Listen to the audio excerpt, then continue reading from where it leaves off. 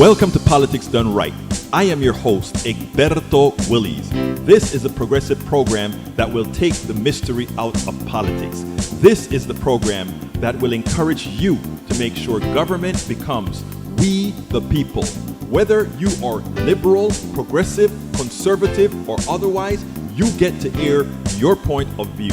We are an independent media outlet that, unlike mainstream media beholden to corporations, we only owe allegiance to you. Remember, you can also send me a tweet at EGBERTOWILLIES. That is at Egberto Willies. Let us engage. It is Politics Done Right.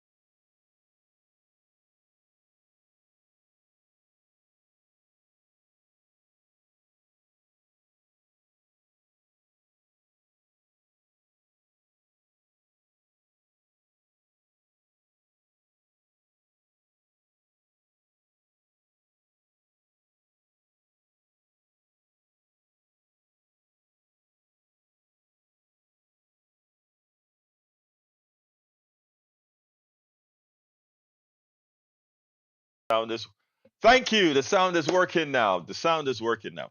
My bad. It's my fault. We had some difficulties this weekend. Anyway, so let me go ahead and tell the story again.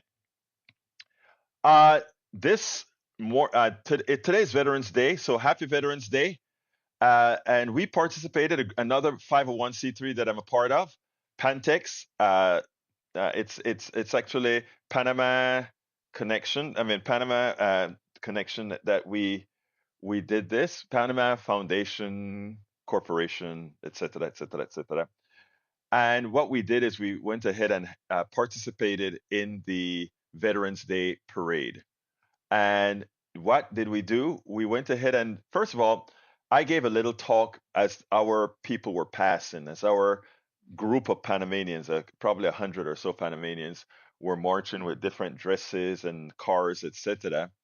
And I explained that, a lot of people think about the people coming from the south of the border not doing things for the country, while we've lost thousands of Panamanians in both Vietnam, Korea, Desert Storm, and in fact, the president of this group, of which I am the VP of, he is in fact a veteran. His brother is a veteran, and they both fought in wars. I remember when Roberto would call me from Iraq as bombs were flying, scared. I don't think he was supposed to be using the phone then, but somehow he called while bombs were hitting his base in Iraq several years ago. So, those of us south of the border, we are very much active in protecting this country as well. So, Yvette, that's the reason we are extraordinarily late.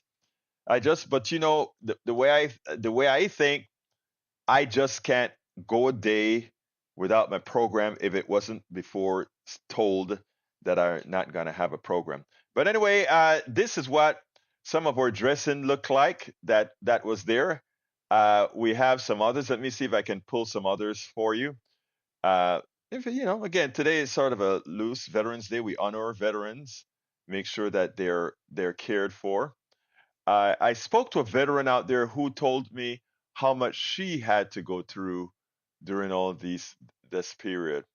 All right, let's see if I can get some more pictures in the fold. Um, I'm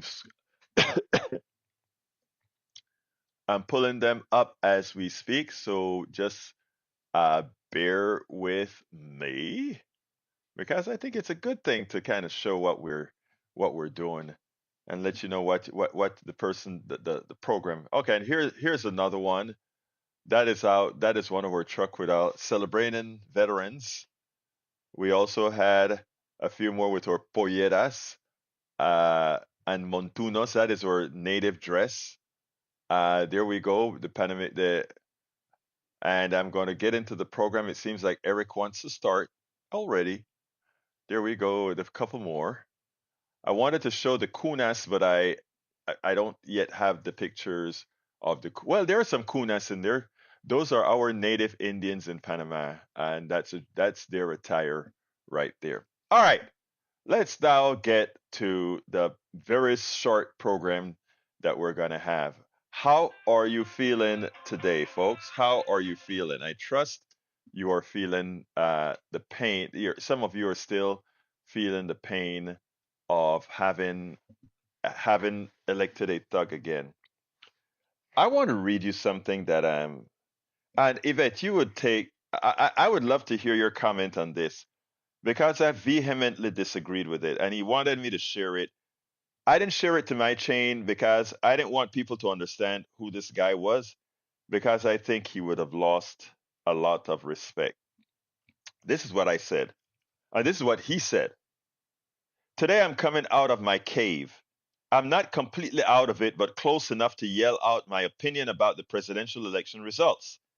Since last Tuesday, I have shut myself off from media that would expose me to political rhetoric or Trump's voice.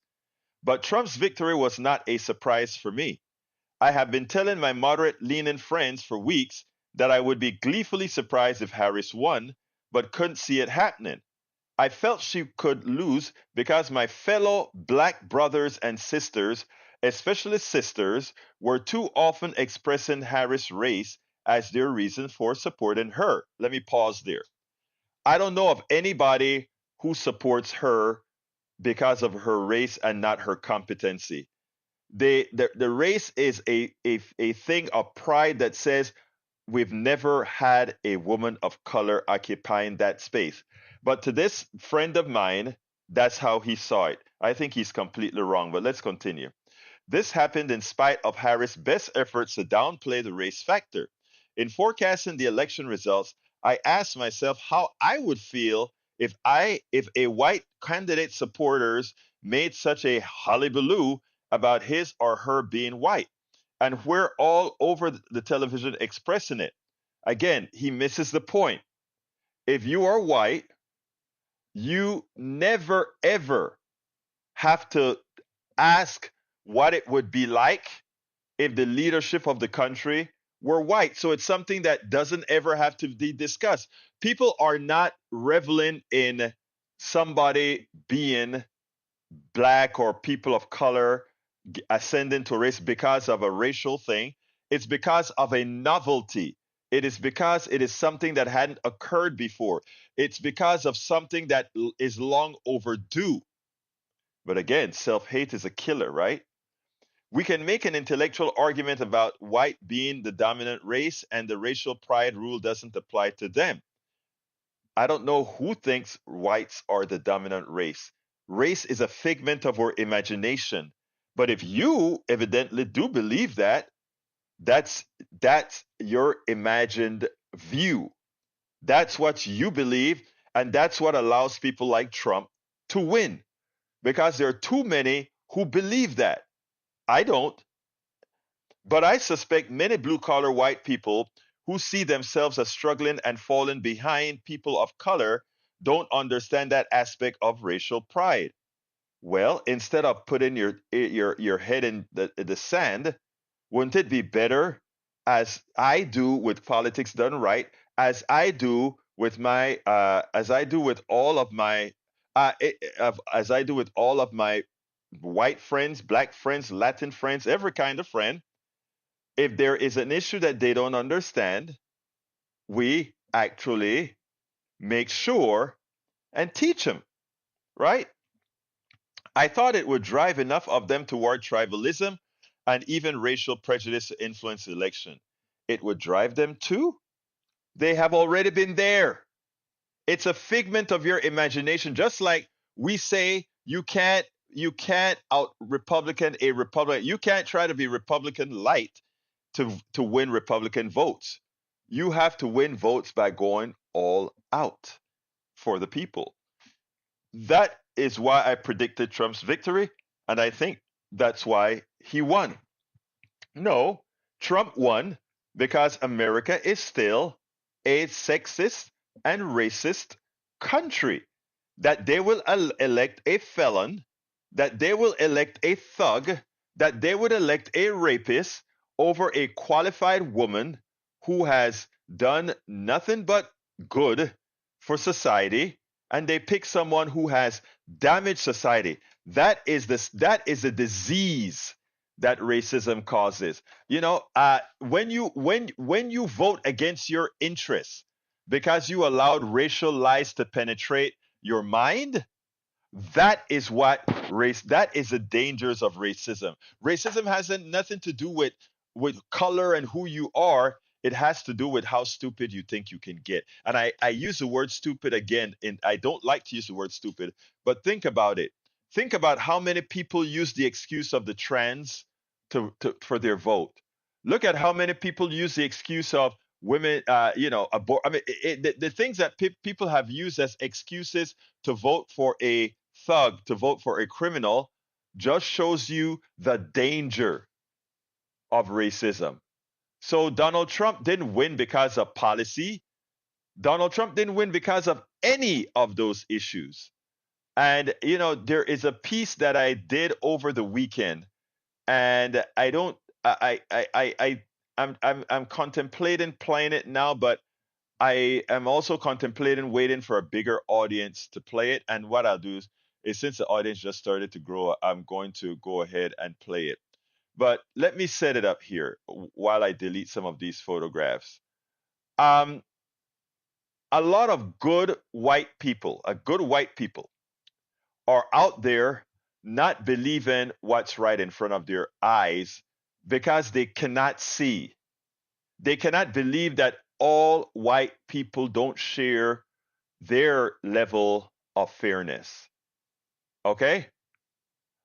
I think, I empathize with them because to believe some people that share, and I shouldn't really empathize, right? Because the truth of the matter is, what one white person does shouldn't make me judge what another white person does. Okay, it shouldn't. Just like what one black person does or one Asian person does shouldn't affect what you think about other Asians or other people that share that crazy thing called race. Okay, it shouldn't, but it does. To too many people, it does. For a long time, when I saw crime on TV, I would say, "Oh Lord, please let it not be a black person," because we know what comes with it. We know the stereotype, and we know the narrative. And the same happens with white people. It's like, "Oh, we're not racist. We've gone over that. We're not racist." So some cannot fathom that there is one simple reason Trump lost. I mean, that Kamala Harris lost. And the reason, well, actually two reasons. And the reasons are sexism and racism. You need to ask no other question. And I'm not going to entertain anything about economic angst and all that crap. I won't entertain that anymore. If you want to talk about the economic challenges, go somewhere else, because Biden recovered an economy destroyed by Trump. Biden dropped poverty levels in half for the first 2 years that he had. And of course, the Republicans came in and turned that around. I could go item after item that Biden did that helped not only people in the cities, but people in Appalachia and everywhere else. And he still lost. When I say he still lost, I mean he lost when his face became Kamala Harris. So let's go ahead and play this piece with Eddie Glaude. I just simply love what Eddie Glaude did here with Jessica Ruhle, and I think you guys will get what I'm talking about. I want you guys to listen to this interaction between Stephanie Ruhle and Eddie Glaude, because Eddie Glaude finally got her to do something rarely you would see a host do, Norman. I want you to listen to this, and then we'll take it on the other side. All right, let's go. Eddie, the fact that we were all so blindsided by the election results, does that tell us that identity politics is silencing people? Because even I can see in my social media feed in the last couple of days, all these people are suddenly like, yeah, that was my guy. We're hearing stories in the suburbs the day after the election. People are now putting Trump signs up. Yeah, I mean, in some ways, but let's be clear, Trumpism is a form of identity politics. Amen. We don't want to say that this, my beautiful white skin, remember? That's what he said? Yes. Tucker Carlson saying in Madison Square Garden, we have been given permission to call BS on this wokeism stuff. We will no longer be made to feel guilty. That comes straight out of, we will not be replaced. That came straight out of Tucker. There were a lot of people who voted for Donald Trump who didn't listen to the rally and who don't know who Tucker Carlson is, but who are super unhappy about inflation, that they can't afford their lives, and they voted for him. And they're not buying into fascism. I get that, but I think they have an idea, though, that whenever the incoherence of the country comes into full view, the tricky magic of falling into place, falling behind a notion of whiteness that could hold off all the reason why all hell is breaking loose economically, right, is because big government is putting its thumb on the scale and redistributing resources from deserving people to undeserving people, right? So there's this sense, right, that whiteness, right, is under threat. The demographic shifts. The country isn't what all of these racially ambiguous children on Cheerios commercials are confusing the hell out of me. A lot of people voted because their life's too damn expensive, and it was here, and they voted for. You're telling me that all of these people who believe that their lives are, that bread is too high and eggs are too high, that they voted for a convicted felon, a guy who said we can grab the pea. I think that a lot they voted for this guy. I'm not defending it. but I think there are tons of people that don't pay attention to, and I'm not defending it, don't pay attention to politics at all. But while we live in the most prosperous country in the world, people are saying life's not fair. I'm not doing well. My son's still living in the basement. I can't seem to get a job. I don't like the status quo. I'm voting for something else. And he was I the person. love you to life. I love you. But I do not believe that. I cannot believe that. And the reason I think you believe it is because you don't want to believe that that's what's really motivating them. It's always the case. People don't want to believe what the country actually is, because if they believe it, they're going to have to confront what's in them. I don't believe that. They voted for a crook, a person who they know is stealing from, just doing everything to undermine the so-called country that they love. And then they're telling us the BS that it's economics. We know that's not true. We know it's not true. And we got to raise our kids in this shit. Oops. You're allowed. Go ahead. You're allowed. I do think it's pretty clear that we don't share the same deal breakers as a country that I would have hoped for. Okay, this is what I think. So this is what I think. This is what I think. Which is to say that there are certain things that should obviously be disqualifying. How he has approached the question of race alone is disqualifying. Agreed. Without question. What he has done in the laundry list you just alluded to, felonies, rape in a civil trial, down the list, 40 or so cabinet members who say, we cannot work for this guy, we cannot support this guy. Yes. All of that stuff. Why isn't it disqualifying? On some level, it's because they opted in and saw it and said, not bothered by it. Not as important to me as change that I personally can believe in. Selfishness, right? But the other thing that makes this so bleak that I keep on returning to is that some people also just don't care enough to know and or just don't know. Right? When I think about the way that I'm not excusing it, but I think that's the case. I wish I could isolate the variable of malice versus ignorance. I believe that a recurring through line of our time is that it's becoming increasingly impossible to know. And maybe that's a distinction without a difference, right? Maybe we have the responsibility to know, but we are living in a media ecosystem in which there is no mainstream. And Eddie, I just can't count on everybody having the information in a way that I grew up knowing and hoping our country would.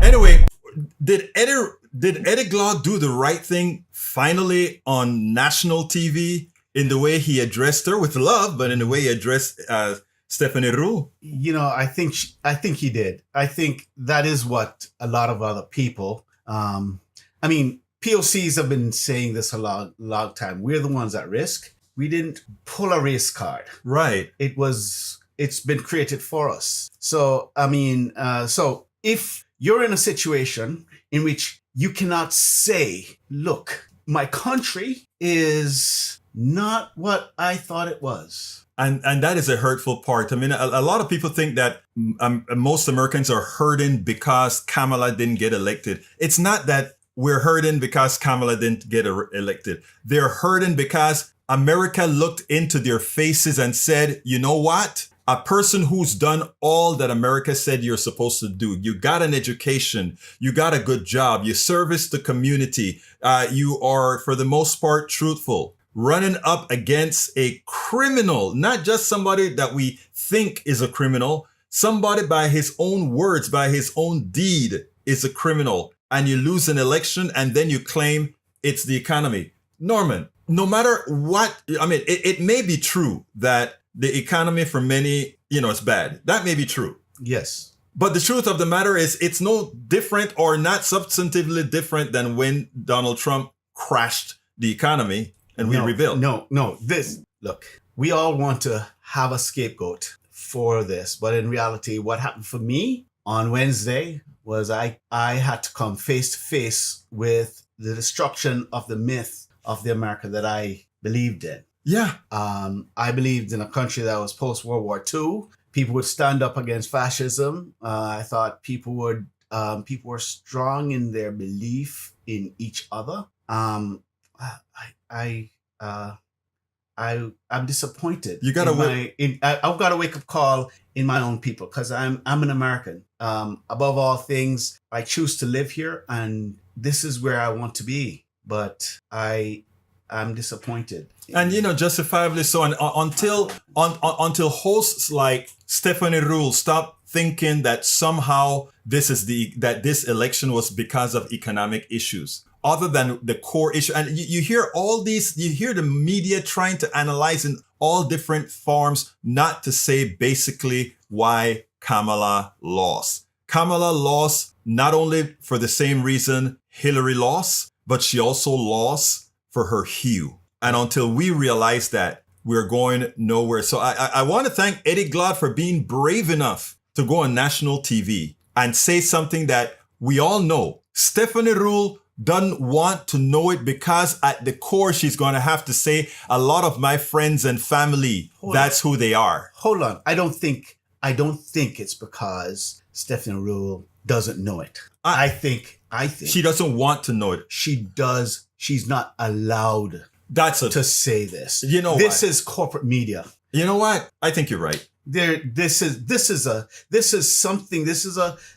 a tangible thing. She wants to sell herself. She will not call out her own folks in her own back room that do bad things, right? She won't say anything about all the things that happened in 2016, all the way up to this election. Norman, I think I gotta agree with you. So I think Stephanie Rule knows better, but she's also looking out for her interests as well. But she gave, at least there's one thing we got to give her latitude for. She gave Eddie Glaude the opportunity to say what both you and I know. And thanks to Eddie Glaude for saying it out loud. Absolutely. Folks, we have to live in a better country. We have to fix this country.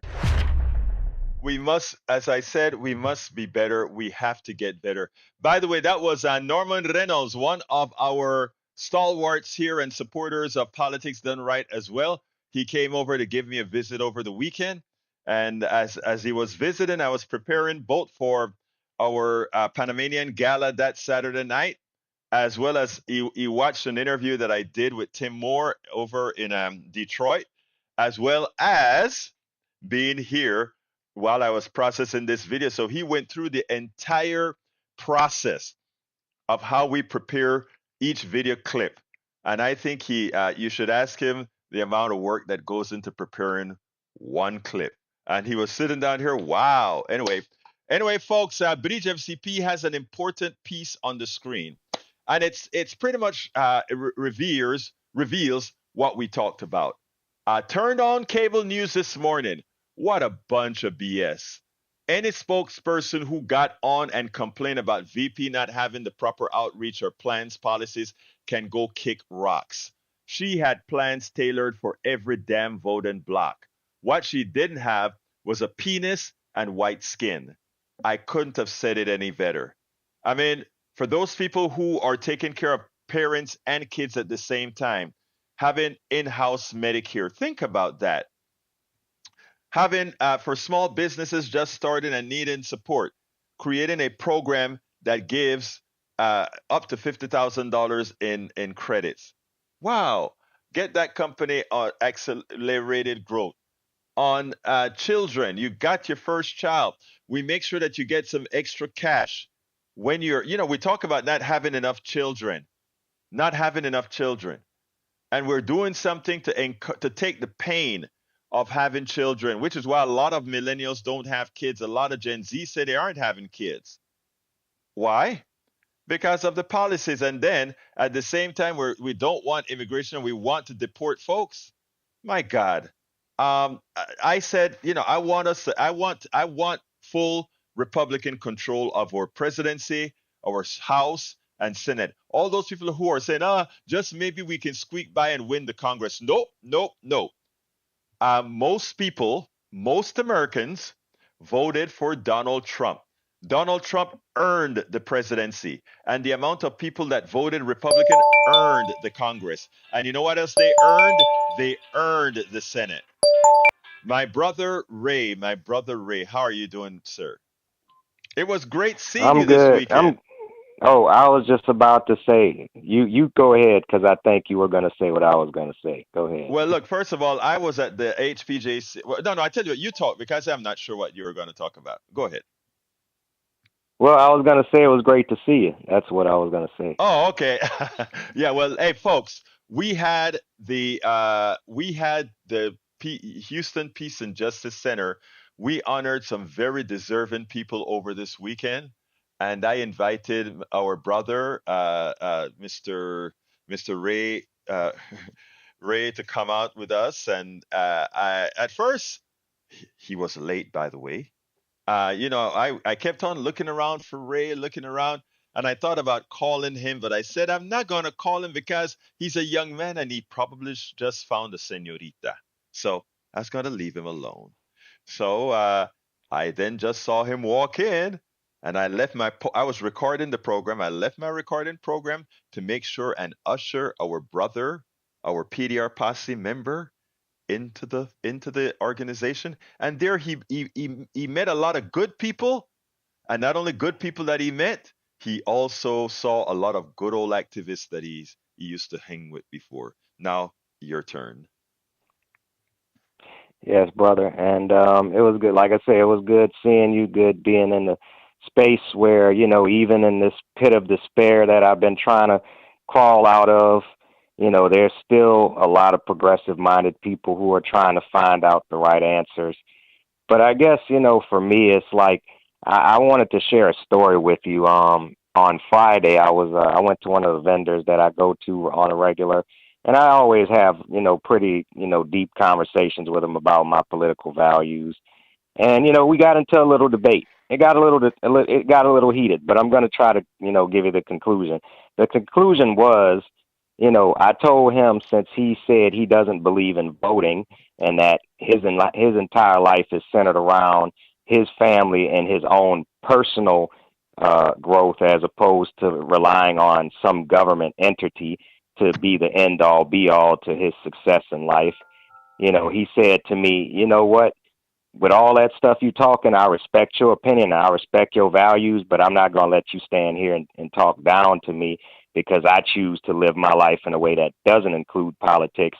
And secondly, I want to say, if I did vote, who's to say that I would have voted for the people that you believe in? What if I wanted to vote for Trump and everybody else? What if I told you I don't believe in none of that, fairy tale, whatever stuff that y'all believe in, and I'm good with it either way?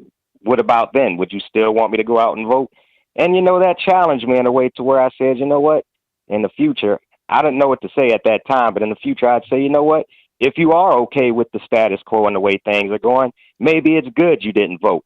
But if you are a progressive-minded person who feels like there's a lot that needs to be done, but you just don't seem like you feel that your vote will count, then yes, I am talking to you. What's your thoughts on that interaction? First of all, I think you handled the interaction well. I mean, and here's the other thing. I love how he said that he doesn't. There are two things that comes out of it. How do you know who I would vote for? Well, for somebody like him who has not voted, you know that the only reason he would go vote is that something materially affected his family that he is aware of. First of all, he shows that he's not a critical thinker, because everything affects his family, whether he knows it or not. If he's a small vendor, how he pays for health insurance affects his family. Whether he has a plan with a big deductible or all these things affect him. So he can claim that it doesn't affect him. I think, ultimately speaking, I think he's lazy.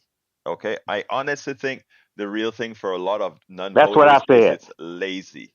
All right. Now That's what I said, and right. that's what I They're said. lazy to learn. There are two factors, right? They're either too lazy to learn or lazy to go deeper, or they're simply like the percentage of people who voted for Donald Trump, that they voted for Donald Trump whether they want to admit it or not, because they are racist and sexist. I will tell, and including to my followers and my PDR posse members that I love, and I mean it. I love all of you, left, right, or not.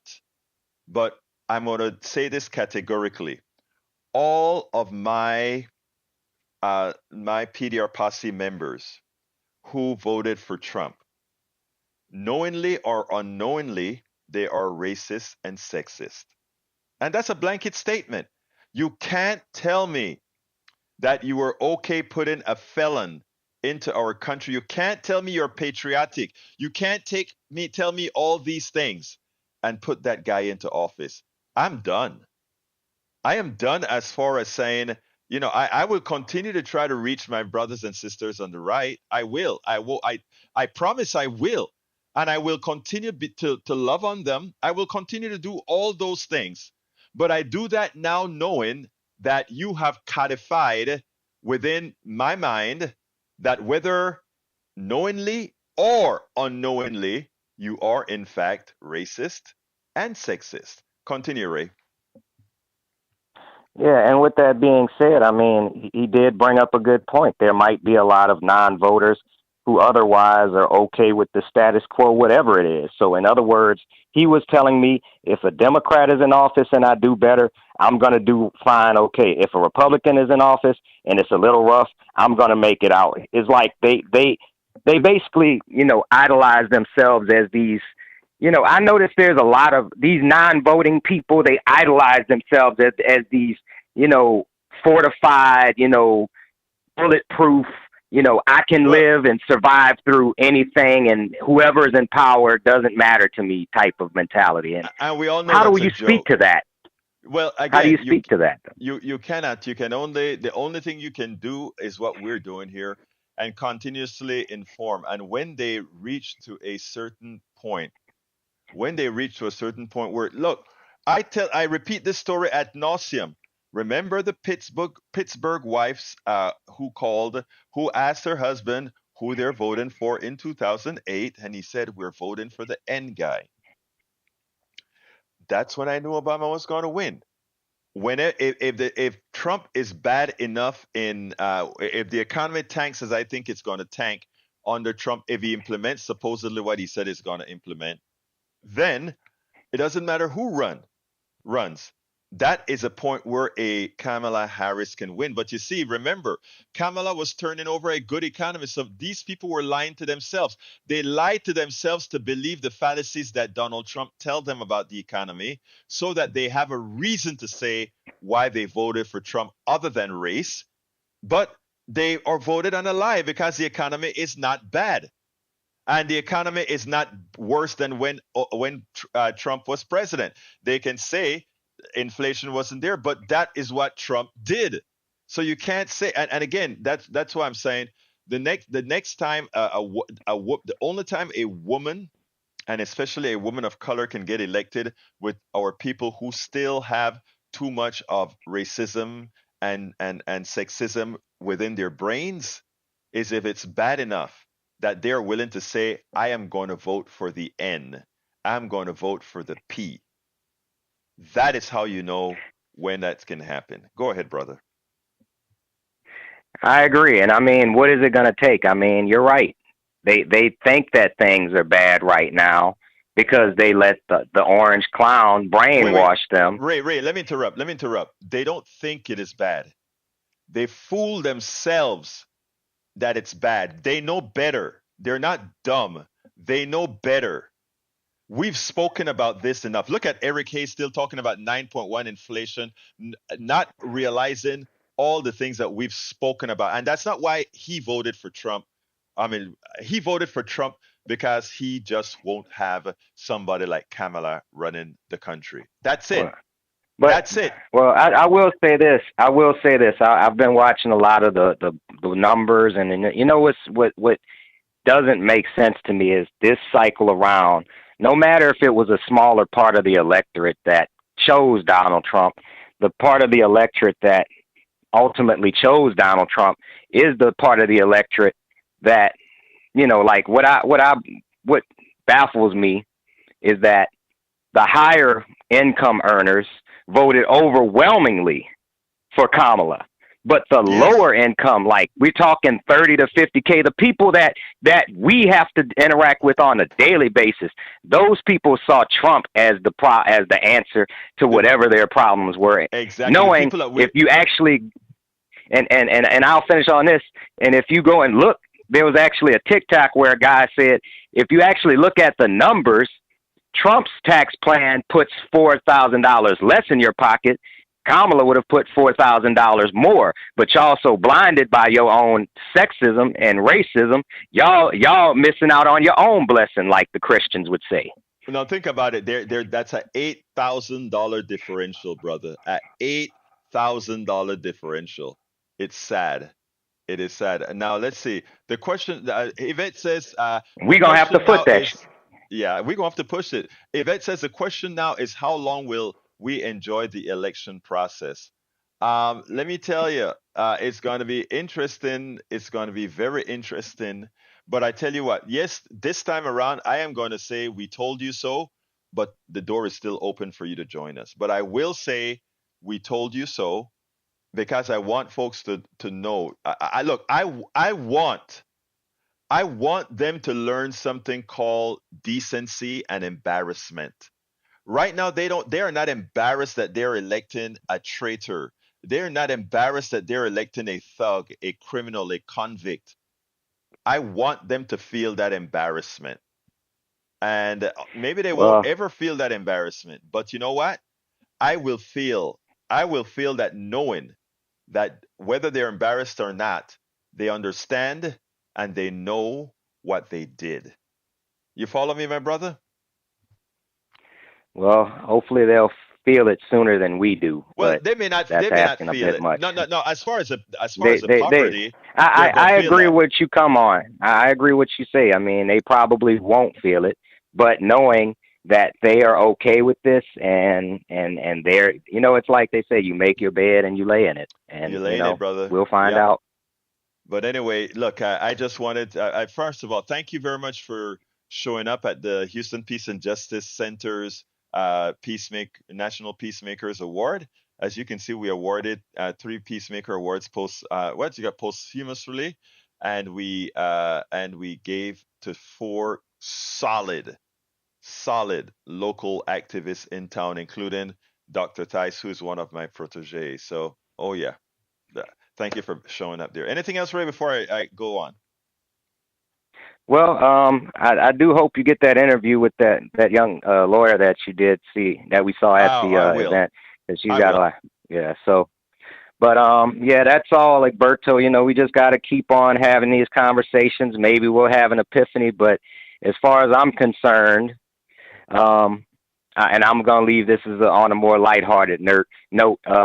As far as I'm concerned, the only way we're gonna even beat Greg Abbott in 2026 is if we got to find somebody more popular than him. And I know this is way left field, but I'm voting Stone Cold Steve Austin for Texas Governor 2026 because I feel Hey, like he's the only one that's well, popular enough, and he actually is pretty liberal in his views.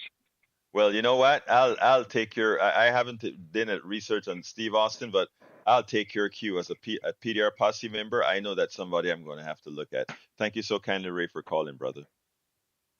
All right, take it easy. See you Take around. care. All right, folks. That was our own Ray who calls in here frequently because he's one of our posse. Stone cold. All right, Yvette Avery Herod. Anyway, folks, we started late, and that's why we're going kind of late. But I'm going to close her down now because there's so much that I have to do. Let me just forewarn you that there is a possibility that on Wednesday we're late again, or may not may have to have a tape show because we brought several firemen from Panama. Our organization did to march in the parade, and we have to take them back. And because of ticket pricing, of course, we got them out of Austin, so we have to take them to Austin and back to take care of that. Anyway, I am going to, if I don't have anybody else calling in the next minute and a half, 281-823-7747, I'll close this baby down. Again, that number is 281-823-7747. I will close her down otherwise. All right, folks, it's been my pleasure. Thank you so kindly for being here. Even as I started late, I got a whole lot of you watching. So thank you so kindly. Love you all. And I mean that. And I mean, look, and I mean the love for my righties as well. I got interviewed yesterday and by a right wing station, held my ground, and we'll be back there again. But again, we have one country. The resistance must continue. The resistance must get tough. I'm not talking about violent. but the resistance must get tough. We have to call it out. No pleasantries. We got to call it out. I know Bridge MCP will be very happy with that, but we've got to call it out. We got to be civil, but we must call it out. I'm going to wait 30 more seconds. 281-823-7747. 281-823-7747. All right? Anyway, folks, without further ado, I'd like to ask you to please support the program. And how do you support the program? I'm going to be short today. Just go ahead and consider becoming a supporter by buying or becoming a paid subscriber of our newsletter. And that is at politicsdoneright.com/newsletter. I put it in the chat, politicsdoneright.com/newsletter. All right, I'm going to get out of here. My name is Egberto Willies. This is Politics Done Right. And you guys know how I end this baby. I am what? Out!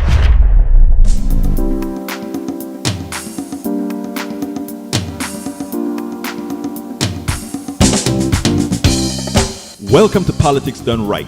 I am your host, Egberto Willies. This is a progressive program that will take the mystery out of politics. This is the program that will encourage you to make sure government becomes we the people. Whether you are liberal, progressive, conservative, or otherwise, you get to air your point of view. We are an independent media outlet that, unlike mainstream media beholden to corporations, we only owe allegiance to you. Remember, you can also send me a tweet at EGBERTOWILLIES.